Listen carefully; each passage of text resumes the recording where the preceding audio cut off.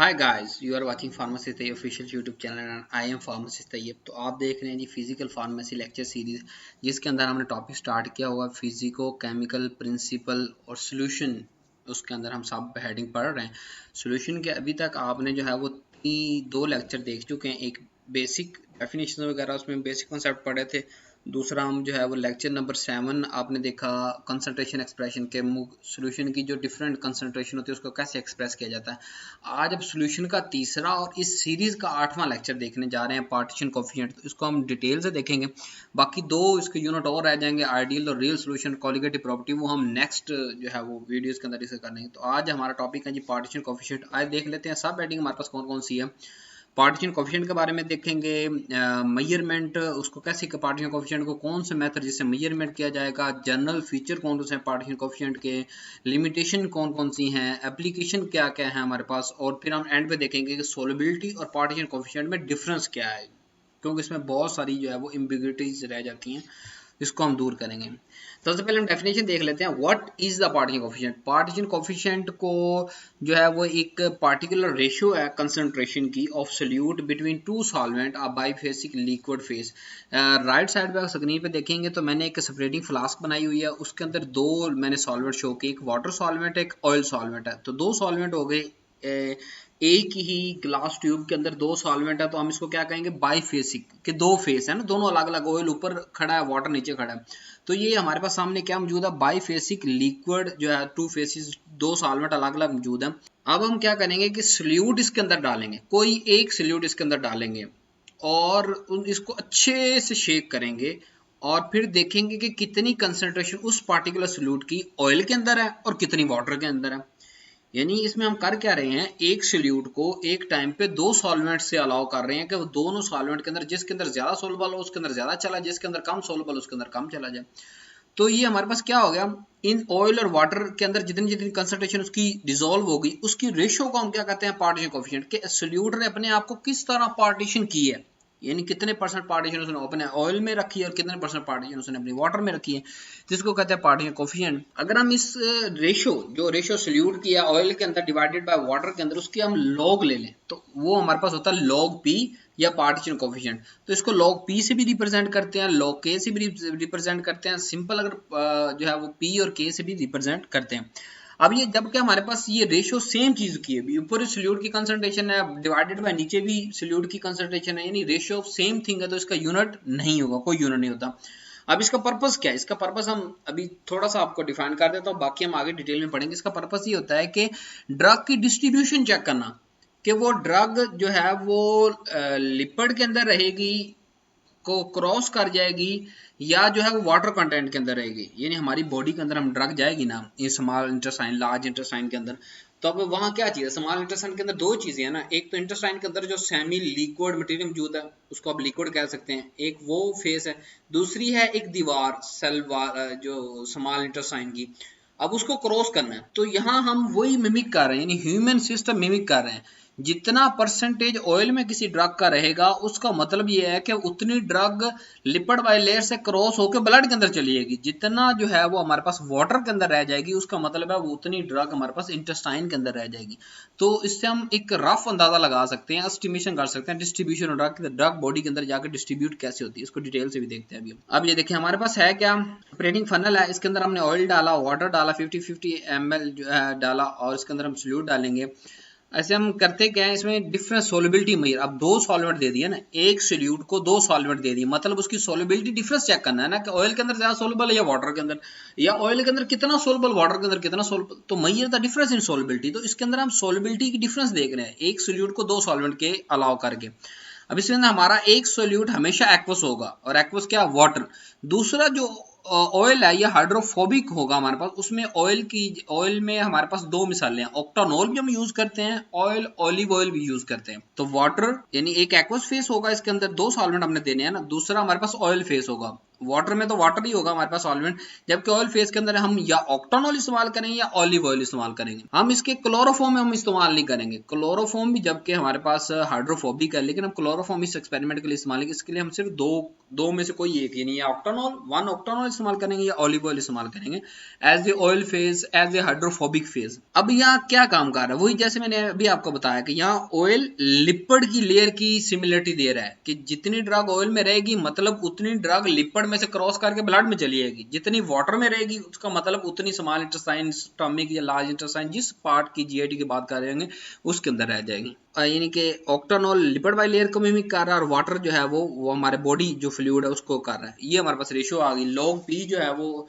ऑक्टानॉल और वाटर, हमारे पास ऑक्टानॉल और वाटर की रेशियो लेते हैं तो इज इक्वल टू आ जाएगा लॉग सोल्यूट, कितना सोल्यूट है ऑक्टानॉल के अंदर divided by solute in water, कि जितना ऑक्टानॉल, मिसाल हमने 50 ग्राम डिसॉल्व किया और अच्छे से शेक किया, इसको अच्छे से शेक किया, उसमें से 25 ग्राम ऑयल में चला गया, 25 ग्राम वाटर में चला गया, तो हम क्या लिख देंगे, ऊपर सोल्यूट इन ऑक्टानॉल 25 ग्राम, नीचे सोल्यूट इन वाटर 25 ग्राम, तो 25 से कट जाएगा 1, आंसर आ जाएगा log 1 इज इक्वल टू 0। तो उसकी log यानी वैल्यू ले लेंगे जो भी आंसर आएगा हमारे पास। तो इसको क्या कहते हैं, पार्टीशन कोफिशिएंट, कि एक सोल्यूट दो सॉल्वेंट के अंदर किस तरह अपने आप को डिस्ट्रीब्यूट कर रहा है, इस फिनोमेना को पार्टीशन कोफिशिएंट कहते हैं। अब थोड़ा सा इसकी थ्योरेटिकल चीजें देख लेते हैं कि अगर सोल्यूट प्रेफर करे ऑक्टानॉल के अंदर यानी ऑयल फेज के अंदर, ठीक है, तो P की वैल्यू क्या आएगी, P की वैल्यू 1 से ज्यादा होगी, यानी P पार्टीशन कोफिशिएंट जो P सिंपल P है उसकी वैल्यू आएगी मोर देन 1, और जब P की वैल्यू मोर देन 1 होगी उसका लॉग लेंगे तो उसका आंसर जो है log 1 का आंसर होता है 0,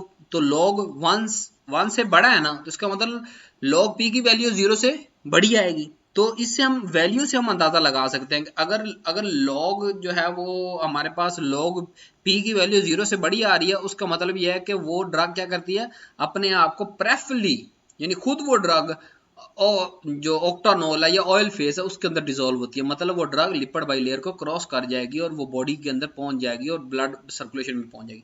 अगर हमको कोई जो है सोल्यूट वो अपने आप को वाटर के अंदर ज्यादा रिटेन रखता है, यानी P की वैल्यू 1 से कम आती है, अब 1 से कम आ रही है उसका हम लॉग लेंगे तो उसको जो लॉग की वैल्यू वो 0 से कम आएगी, तो जब पार्टीशन कोफिशिएंट की 0 से कम आ रही होगी वैल्यू तो हम ऑटोमेटिक समझ जाएंगे कि वो क्या होगा, वो ड्रग सोल्यूट के अंदर रहेगी, ब्लड के अंदर नहीं जा पाएगी। तो जनरल फीचर देख लेते हैं। सबसे पहले वही कि यार ड्रग जो है वो अपने आप को किस तरह पार्टीशन अपनी कर रही है, किस तरह अपने आप को डिवाइड कर रही है एक्विस फेस और जो है लिपोफिलिक मेम्ब्रेन के अंदर। दूसरा हमारे पास ये है कि if the partition coefficient of drug is more than 1 it is more lipophilic, अगर लिपोफिलिक का 1 से बड़ी आ रही है वैल्यू तो वो लिपोफिलिक ड्रग है, यानी कि वो क्रॉस करेगी आरआर में और जो है वो ब्लड के अंदर पहुंच जाएगी। और अगर पार्टीशन कोफिशिएंट की 1 से कम वैल्यू आ रही है तो वो जो वो लेस लिपोफिलिक है कि वो कम क्रॉस कर पाएगी लिपिड की लेयर, कम ब्लड में पहुंचेगी। और ये हमारे पास क्या चीज मेजर करता है कि how well substance partition between lipid और वाटर के द्वारा कैसे जो है वो उसको अपने आप को पार्टीशन कर सकता है। Hydrophobic drug with higher partition coefficient are preferentially distributed to the hydrophobic compartment such as by lipid layer of cell. कि हाइड्रोफोबिक जो ड्रग होती है ना, जो हाइड्रोफोबिक ड्रग होंगी मतलब वाटर हेटिंग ड्रग, जो वाटर के अंदर डिसॉल्व नहीं होंगी, उनका जो पार्टीशन कोएफिशिएंट होगा ना वो ज्यादा ही आएगा। जब पार्टीशन कोएफिशिएंट उनका ज्यादा आ रहा है मतलब वो हाइड्रोफोबिक कंपार्टमेंट के अंदर अपने आप को डिसॉल्व करेंगी, मतलब लिपिड वाली लेयर को क्रॉस कर जाएंगी। इसी तरह इससे ऑपोजिट अगर बात करें कि जो हाइड्रोफिलिक ड्रग होंगी यानी वाटर लविंग ड्रग होंगी तो वो वाटर के अंदर रिटेन रहेंगी।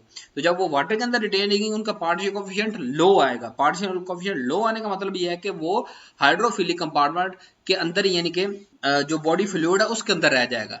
यानी आगे मुख्तलिफ बात करते हैं ना, मैं आपको देखें दोबारा थोड़ा सा कर देता हूँ। मिसाल जीआईटी की अगर बात कर रहे हैं तो जो ड्रग हाइड्रोफिलिक है वो कहाँ रहेगी, वो जीआईटी फ्लूइड के अंदर रह जाएगी, आगे क्रॉस नहीं कर पाएगी।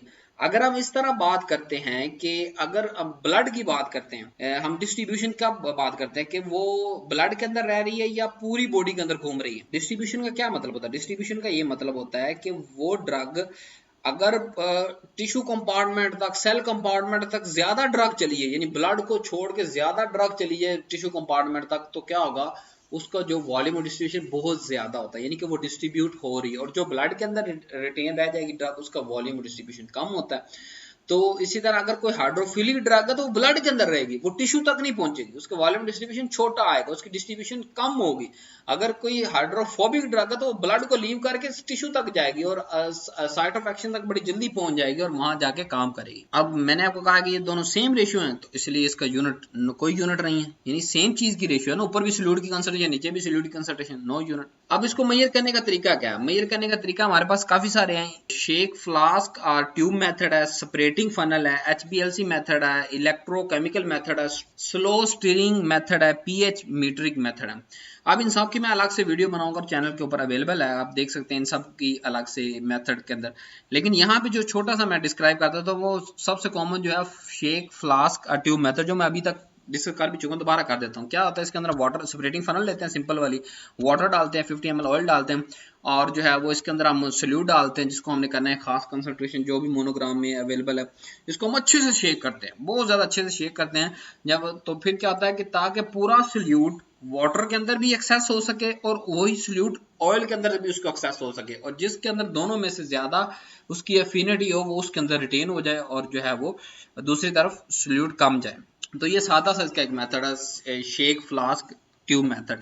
बाकी सब जो है वो हम अलग से जो है वो कर लेंगे और फिर उसका वेट करते हैं थोड़ी देर तक। ये ऑयल और वाटर फेस अलग अलग हो जाती है और इससे हम क्या करते हैं, और वाटर अलग एक बीकर में ले लेते हैं, ऑयल अलग बीकर में ले लेते हैं, वाटर में कंसंट्रेशन मालूम कर लेते हैं उसके अंदर कितनी कंसंट्रेशन है, ऑयल के अंदर मालूम कर उसकी कंसंट्रेशन, तो दोनों की सॉल्युबिलिटी पता चलती है कि इस पार्टिकुलर ड्रग या पार्टिकुलर सॉल्यूट हमारे पास ड्रग है ना, तो इस पार्टिकुलर ड्रग की वाटर के अंदर कंसंट्रेशन कितनी है और ऑयल के अंदर कितनी है, तो जिससे हम अंदाजा लगाते हैं कि ये ड्रग बॉडी के अंदर डिस्ट्रीब्यूट होगी या नहीं होगी। लिमिटेशन देख लेते हैं, जारी बात है जो भी कानून है, प्रिंसिपल्स हैं, उनकी कोई ना कोई लिमिटेशंस होती हैं कि वो उन रिक्वायरमेंट्स, उन कंडीशंस के अंदर रहेंगे तो एप्लीकेबल रहेंगे, नहीं तो वो चीजें प्रैक्टिकल नहीं रहेंगी। सबसे पहले हमारे पास है डिल्यूट सोल्यूशन, कि जितने ज्यादा डिल्यूट सोल्यूशन होगा उतना अच्छा रिजल्ट पार्टिशन कोफिशिएंट का आएगा। अगर आप कंसंट्रेटेड करते चले जाएंगे ना, यानी कि सोल्यूट की मिकदार बहुत ज्यादा यूज करने चले, हाई कंसंट्रेशन पे चले जाएंगे तो उतना अच्छा रिजल्ट नहीं आ सके। कांस्टेंट टेम्परेचर की अगर बात करें तो temperature should be kept constant through out experiment, के पूरे एक्सपेरिमेंट के दौरान कोई भी हम मेथड इस्तेमाल कर रहे हैं टेम्परेचर हमने कांस्टेंट रखना है। क्यों? क्योंकि हमें पता है कि सोलबिलिटी की चीज पे डिपेंड करती है टेम्परेचर पे। अगर टेम्परेचर बढ़ाओ या कम करोगे तो सोलबिलिटी कम या ज्यादा हो सकती है, तो हमारा एक्सपेरिमेंट का रिजल्ट सही नहीं आएगा। तो किसी भी एक्सपेरिमेंट के दौरान जो है खास स्पेसिफिक टेम्परेचर है वो अपने मेंटेन रखना पूरे एक्सपेरिमेंट के दौरान, जब तक हम वाटर और उसको जो है वो अलग अलग नहीं कर लेते, दोनों फेस को अलग अलग नहीं कर लेते, वाटर और ऑयल की फेस को अलग अलग नहीं कर लेते। फिर हमारे पास सेम मॉलिक्यूलर स्टेट और सॉल्यूट। एक लिमिटेशन ये भी कि है जो सॉल्यूट हम चेक करने जा रहे हैं, जो ड्रग हम चेक करने जा रहे हैं कि वो वाटर के अंदर कितनी सोलबल है, वो ऑयल के अंदर कितनी सोलबल है, तो उन दोनों का हम क्या करेंगे, उन दोनों का जो है उन दोनों फेज के अंदर सॉल्यूट के लिए शर्त है कि सॉल्यूट किसी के साथ ज्यादा अफिलिएशन या किसी के कम ना बनाए। ये नहीं कि मिसाल वाटर के अंदर जाके वो अपने आयन बना दे और ऑयल के अंदर जाके वो है वो यानी कि वह आयन ना बनाए, यानी किसी भी एक स्टेज मॉलिक्यूलर स्टेज में होना चाहिए। अनआयनाइज मीन मतलब दोनों में अनआयनाइज, वाटर के अंदर भी अनआयनाइज, ऑक्टेनॉल के अंदर भी अनआयनाइज, और जो है वो दोनों के अंदर जो है कोई एक्स्ट्रा फोर्स जो है हाइड्रोफोबिक या दूसरी एक्स्ट्रा कोई फोर्स या कोई एक्स्ट्रा जो है वो अलग से फैक्टर नहीं होना चाहिए, दोनों के लिए इक्वली अवेलेबल होना चाहिए ताकि जिसके साथ वो अपनी बॉन्डिंग बनाना चाहे वो बना सके। या जो होता है कि किसी एक फेज के अंदर जाके कोई नई एसोसिएशन बना ले और किसी दूसरी फेज के अंदर जाके डी एसोसिएट हो जाए उसके मॉलिक्यूल्स, ऐसा नहीं होना चाहिए एटम जो मॉलिक्यूल्स की। इक्विलिब्रियम कंसंट्रेशन की बात करें कि जब हम जैसे सेपरेटिंग फनल या शेकिंग का मेथड पढ़ाया मैंने अभी, तो उसके दौरान आपने अच्छा से शेक करना है ताकि दोनों लिक्विड तक पूरा सॉल्यूट पहुंच सके, वाटर तक पूरा सॉल्यूट पहुंचे, ऑयल तक पूरा सॉल्यूट पहुंचे, और दोनों के दरमियान जो भी अट्रैक्शन हो जिसमें ज्यादा डिसॉल्व हो उसमें वो डिसॉल्व हो जाए। नॉन मिसिबिलिटी ऑफ सॉल्वेंट, के सॉल्वेंट आपस में मिसिबल नहीं होने चाहिए, यानी जैसे हमने अभी ऑक्टेनॉल वाटर दोनों में ये अलग अलग सेपरेट लेयर पे रहता है। हमने पहले ही कहा कि दो बाईफेसी का हमने लिक्विड इस्तेमाल करना है, ये नहीं कि वो सॉल्वेंट खुद से अट्रैक्शन बनाए खड़े और वो सॉल्वेंट खुद एक सॉल्वेंट बन जाए, यानी दोनों, तो हमें दो अलग अलग सॉल्वेंट चाहिए, दो अलग अलग फेसेस चाहिए। अब अगर हम बात करें एप्लीकेशन की, तो पार्टिशन कोएफिशिएंट की पहली एप्लीकेशन है सॉल्युबिलिटी की, इससे हमें वाटर के अंदर सॉल्युबिलिटी और ऑक्टेनॉल के अंदर सॉल्युबिलिटी का पता चल जाए। दूसरी ड्रग अब्जॉर्प्शन की बात करें तो इन वीवो हम प्रेडिक्ट कर सकते हैं। कैसे in vivo drug absorption?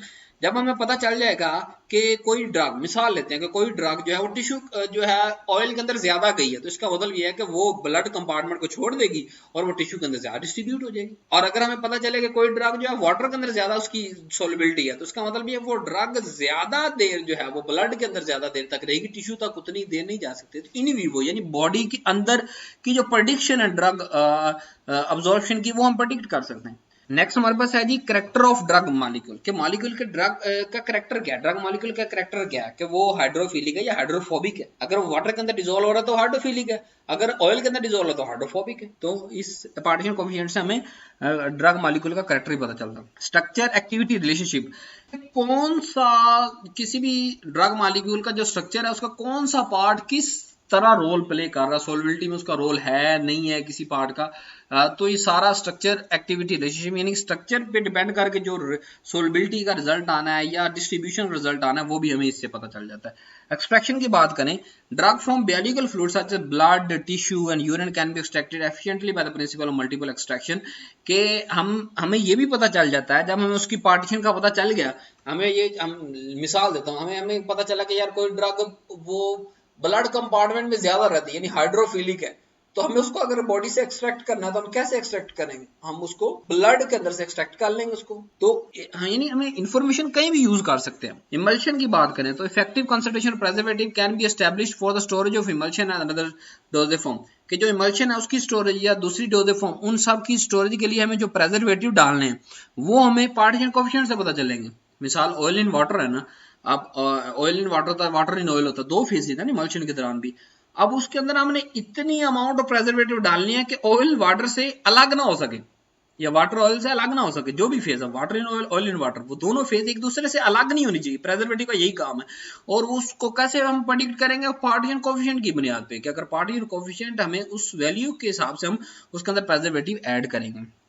Release of drug, क्या रिलीज ऑफ ड्रग जैसे ऑइंटमेंट है, क्रीम है, उसको प्रेडिक्ट किया जा सकता है कि यानी हमने क्रीम लगाई है तो उसमें से ड्रग कितनी देर के बाद जो रिलीज होकर बॉडी तक अवेलेबल हो जाएगी। कर्मेटोग्राफी, कर्मेटोग्राफी क्या होता है, कर्मेटोग्राफी एक सेपरेटिंग टेक्निक है, ठीक है, जिसके अंदर क्या करते हैं कि हम जो एक से ज्यादा सोल्यूट के जो है वो कंपोनेंट को अलग करते हैं। उसका बेसिक पर क्या है, बेसिक यही है ना कि उसके अंदर भी हम एक सॉल्वेंट प्रोवाइड करते हैं, सोल्यूट होता है वो सोल्यूट, लेकिन उसमें एक से ज्यादा सोल्यूट होते हैं, जितनी जिस यानी कि एफिनिटी होती है सॉल्वेंट के साथ उतना वो क्रोमेटोग्राम के ऊपर मूव कर जाता है, कुछ ज्यादा मूव कर जाते हैं, कुछ थोड़े मूव करते हैं, तो इस तरह वो कंपोनेंट सारे अलग हो जाते हैं। तो एक्चुअली यहाँ पे प्रिंसिपल तो पार्टीशन का ही लग रहा है ना कि एक से ज्यादा जो सोल्यूट्स हैं उन्होंने एक सॉल्वेंट के अंदर अपने आप को अलग अलग कर लिया अपनी एफिनिटी के हिसाब से। कोई सॉल्वेंट में ज्यादा यानी कि सोल्युबल था तो वो क्रोमेटोग्राम में दूर तक जाएगा जहां तक सॉल्वेंट जाएगा, अगर कोई कम है तो वो थोड़ी देर तक जाएगा क्रोमेटोग्राम के ऊपर।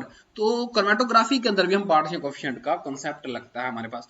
कंप्लेक्सेशन की बात करें, सर्टेन जो कम्प्लेक्सेस होते हैं, partition difficulty to substrate and complexing agent, this change in lipophilicity will affect the activity of the drug and can also used to measure the extent of complexity. कि complexity जो हमारे पास होती है ना, उसका कॉन्सेप्ट भी हमारे पास ये है कि जब भी जो है कम्प्लेक्स बनना है तो अब उस कम्प्लेक्स का कोई डिस्ट्रीब्यूशन पे इफेक्ट आए या नहीं आएगा। लेट्स सपोज वो ब्लड के अंदर जाके अपना कोई नया कम्प्लेक्स बना लेता है, किसी और चीज के साथ कम्प्लेक्स बना लेता है, तो उसकी डिस्ट्रीब्यूशन तो इफेक्ट होगी ना, कि वो हमने तो ड्रग को प्रेडिक्ट किया है ना कि ये ड्रग ब्लड के अंदर रहेगी या टिश्यू के चलिए, अगर वो जाकर कोई कम्प्लेक्स बना लेती है, कम्प्लेक्सिंग एजेंट के थ्रू जो है कोई कम्प्लेक्स बना लेती है, तो ये सारी चीजें भी हमें पार्टीशन कोएफिशिएंट से पता चलेगी। केमिकल मॉडिफिकेशन की बात करें तो जो है वो हम केमिकल चेंज ला सकते हैं किसी भी ड्रग के अंदर कि वो लिपिड में ज्यादा सोल्युबल हो, क्योंकि हमें ड्रग लिपिड में ज्यादा सोल्युबल चाहिए। जितनी ज्यादा ड्रग लिपिड में सोल्युबल होगी उतनी ड्रग कम अमाउंट में देनी पड़ेगी और उतनी ड्रग ज्यादा जो साइट ऑफ एक्शन तक पहुंचेगी उतना उसका इफेक्ट ज्यादा अच्छा आएगा। तो हम केमिकल मॉडिफिकेशन इस हिसाब से कर सकते हैं। मिसाल कोई ज्यादा हाइड्रोफिलिक है तो हम उसको हाइड्रोफोबिक बना सकते हैं, इस एक्सटेंट तक हाइड्रोफोबिक बना सकते हैं कि वो ब्लड कंपार्टमेंट को क्रॉस करके आगे जाए, टिश्यू कंपार्टमेंट, सेल कंपार्टमेंट तक जाए और वहां साइट ऑफ एक्शन तक पहुंचे और अपना काम करे। हमें बेसिक इन्फॉर्मेशन पार्टीशन कोएफिशिएंट से मिल रही है ना कि वो ब्लड के अंदर सोल्युबल है या वो वाटर के अंदर ज्यादा सोल्युबल है, ऑयल के अंदर ज्यादा सोल्युबल है। तो इस इन्फॉर्मेशन को हम केमिकल मॉडिफिकेशन यानी उस मॉलिक्यूल, ड्रग मॉलिक्यूल के अंदर जो केमिकल मॉडिफिकेशन है वो इस बुनियाद पे भी हम कर सकते हैं। अब यहाँ कंपैरिजन कर लेते हैं। जैसे हमारे पास बारबिटल है तो इसमें पार्टीशन कोएफिशिएंट 0.1, 0.7 है। अब 0.7 का अगर लॉग लेंगे तो -0.15 आएगा। परसेंटेज अब्जॉर्ब जो है 12% जो है अब्जॉर्ब होती है। अगर इसी तरह हम जो है वो यानी कोलोन के अंदर कितनी अब्जॉर्ब हो रही है और इसकी लिपोफिलिसिटी उसकी कितनी है। सीकोबार्बिटल की बात करें तो इसका पार्टिशन कोएफिशिएंट 50 है और इसका लॉग लेंगे तो 1.75 आया, तो 40% अब्जॉर्ब हो रही है। कहने का मतलब ये है कि अगर हम बार्बिटल और सीकोबार्बिटल दोनों का कंपैरिजन करेंगे तो बार्बिटल जो है वो लेस लिपोफिलिक है, वो इसलिए सिर्फ 12% अब्जॉर्ब हो रही है, जबकि सीकोबार्बिटल 40% अब्जॉर्ब हो रही है। It is more lipophilic, it is better. Barbital is the less effective. Secobarbital is a better drug because it cross the lipid bilayer, because it leave the blood compartment and it enter into the cell compartment, tissue compartment and perform their function. So अगर आप इन सब चीजों को ऊपर नीचे comparison करके देखेंगे तो सब आपको पता चल जाएगा कि कैसे पार्टीशन कोएफिशिएंट की वैल्यू छोटी हो तो उसका क्या मतलब है कि वो कम लिपोफिलिक है, अगर उसकी वैल्यू बड़ी आ रही तो वो ज्यादा लिपोफिलिक है, वो ज्यादा लिपोफिलिक का मतलब ज्यादा अब्सॉर्ब हो जाएगी, ज्यादा टिश्यू कंपार्टमेंट तक पहुंचेगी। अब ये फिर दोबारा फिर मैंने कंपैरिजन दिया उसका कि अगर वीक एसिड ड्रग की बात करें यानी pKa 8 से ज्यादा है तो फिनोबार्बिटल है, हेक्सोबार्बिटल है, फेनिटोइन है, वो pK क्या 8.1 है, 8.2, 8.2, 8 पॉइंट से ज्यादा इन तीनों की। अब ये अनआयनाइज्ड एट ऑल पीएच, जो भी पीएच होगी अनआयनाइज्ड रहेंगे और अब्सॉर्ब हो जाएंगे अलोंग इंटर पूरे जीआईटी ट्रैक के अंदर, कहीं से भी ये अब्सॉर्ब हो सकते हैं। जो वीक एसिडिक है हमारे पास बार्बिटल। अगर मॉडरेट वीक एसिड की बात करें तो इसमें हमारे पास pK जो 2.5 to 7.5 है, क्लोक्सासिलिन, एस्पिरिन, आइबोब्रूफन है, क्लोक्सासिलिन 2.7 है, एस्पिरिन 3.5 है और आइबोब्रूफन 4.4 है। अब ये अनआयनाइज्ड कहां पे रहेंगे? सिर्फ गैस्ट्रिक के अंदर, इनकी पीएच कम है ना, तो ये सिर्फ गैस्ट्रिक के अंदर अनआयनाइज्ड रहेंगे और इंटेस्टाइन के अंदर जाके, क्योंकि वहां इनकी एसिडिक यानी पीएच है और इंटेस्टाइन के अंदर बेसिक पीएच होती है, तो ये वहां जाके आयनाइज हो जाएंगे।